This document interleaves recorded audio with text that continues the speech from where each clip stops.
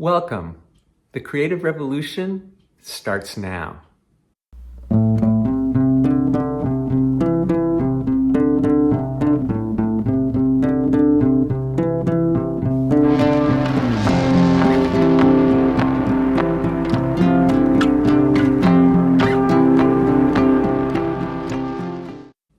Here we are, about to delve deeply into the inspiring practice. But before we do, there are still a couple of things we need to put in place. Today, we're going to talk about the creation of greatness because that's what the practice of inspiring is all about. The reason you may be attracted to this series of videos on the creative revolution is that you're looking to create something great in your own life. And as I've already told you, all creating is now. Whatever you create, you are creating in the present moment. That being the case, to create greatness means to make now great. I know I've said this before, and I will say it again, because it's central to what we're about to do. What does it mean to create greatness? Certainly, it could be a great work of art, a great idea or theory or breakthrough, but it also means being as great as you can be, experiencing this moment here and now as fully as possible. How great can this moment be? How great an experience of here and now are you capable of creating?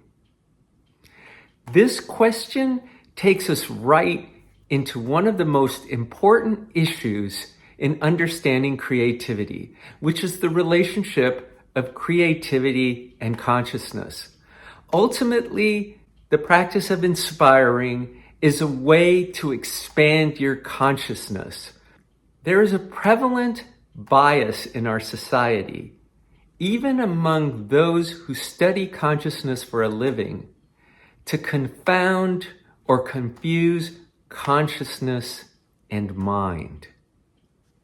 In truth, those are very distinct. The reason it matters is because if you want to expand your consciousness in a way that allows you to experience and create greatness, you need to transcend the limits of your own mind. So how are consciousness and mind related? The mind, in essence, is our capacity to divide or partition all of the universe into distinct entities or objects. Whether those are things out there or thoughts in here is irrelevant, because how would you know, without the mediation of your thoughts, of your mind, that something even exists? Creating anything requires the mind. There's no doubt about that. In a way, the mind is critical to creating an entire universe because you have to be able to distinguish one thing from another, one person from another. Every entity has to be separate and partitioned. The mind creates an entire universe by taking the flow of essence that emerges from undivided wholeness and breaking it apart into separate thoughts. It's very similar to what happens when we listen to a stream of sounds that are coming out of somebody's mouth and we partition it into individual words, phrases, and sentences. In linguistics, that is called parsing. Parsing is exactly what the mind does, literally splitting apart the whole into individual segments or components.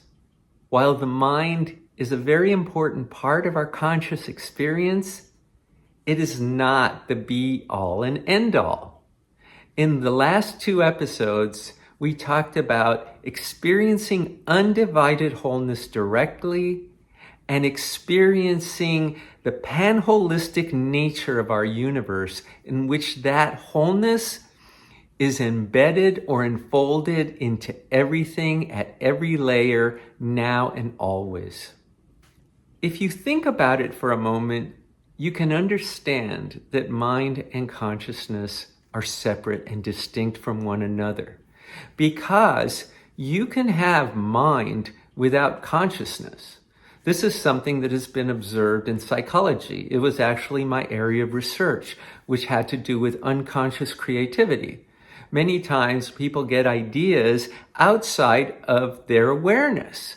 That means that the mind is processing information without you being aware of it. At the same time, it's possible to have consciousness that transcends the limitations of the mind. Hundreds of millions of meditators around the world know that this is possible because they have experienced it themselves. And during your practice of inspiring, you will also. So if you're looking to create greatness in your life, whatever that may mean to you, you have to expand your consciousness in such a way to allow that greatness to flow and to manifest.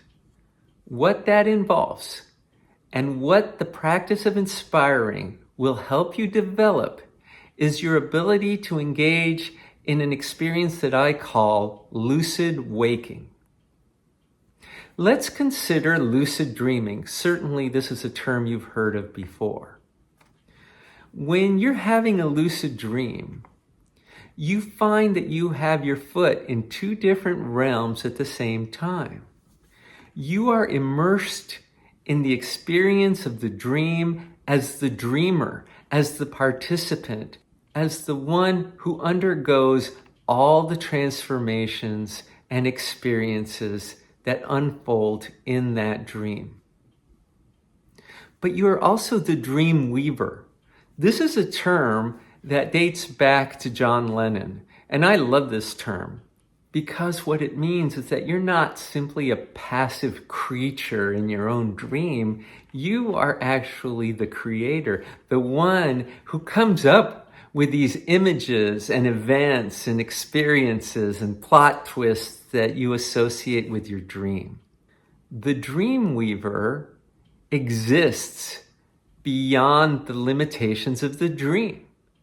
That person exists in a realm that transcends the dream because you exist in a waking realm that extends far beyond what occurs when you're sleeping and dreaming. In the same way, the inspiring practitioner engages in lucid waking. Lucid waking means that you are immersed as the creature in this waking reality, undergoing all the things that you're undergoing, which includes having a body, experiencing sensation and movement, and all the things that make up conscious mental life.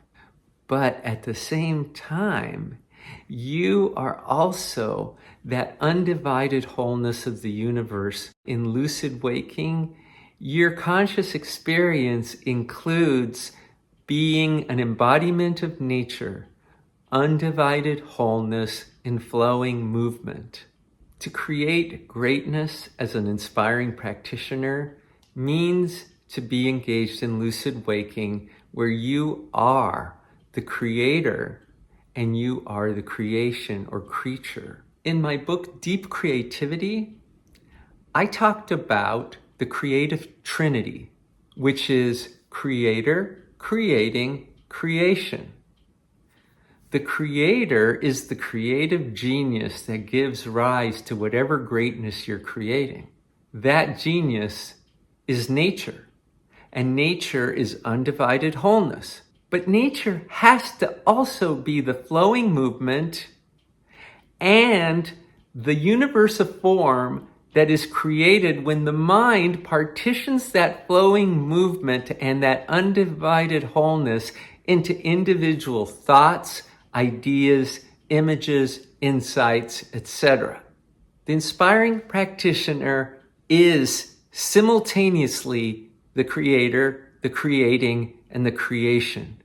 To experience greatness and create greatness, You want to allow your consciousness to expand so that you embody the undivided wholeness of nature. You channel the flow of essence that allows that wholeness to become a universe of form. And you're also the universe of form that lives within your mind as individual thoughts. In no way would I ever dismiss the role of the mind in creating greatness, because how can you have any great work of art or scientific breakthrough without thoughts, imagination, and the ability to reason? However, to be great, to create greatness, means to expand yourself beyond the limits of the mind, because there is so much more to the experience of this moment, here and now, to making now great than what you're able to conceive, imagine, or think. We are engaging in the practice of inspiring so that we can make now great by embodying nature in its fullness.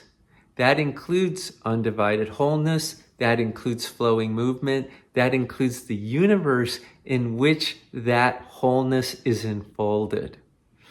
All of those things live within you. We have vastly underestimated ourselves as human beings, but especially as creators. And that is why there is a creative revolution brewing here. Because when we expand who we know ourselves to be beyond the limitations of our own minds, our own intellects, our own egos, we come into the most intimate and personal connection possible with a source of creativity that is vast, limitless, infinite, and eternal even. In the next episode, we're going to talk about the creation cycle. Again, a very important idea in the practice of inspiring. So thanks for listening, and stay tuned for more.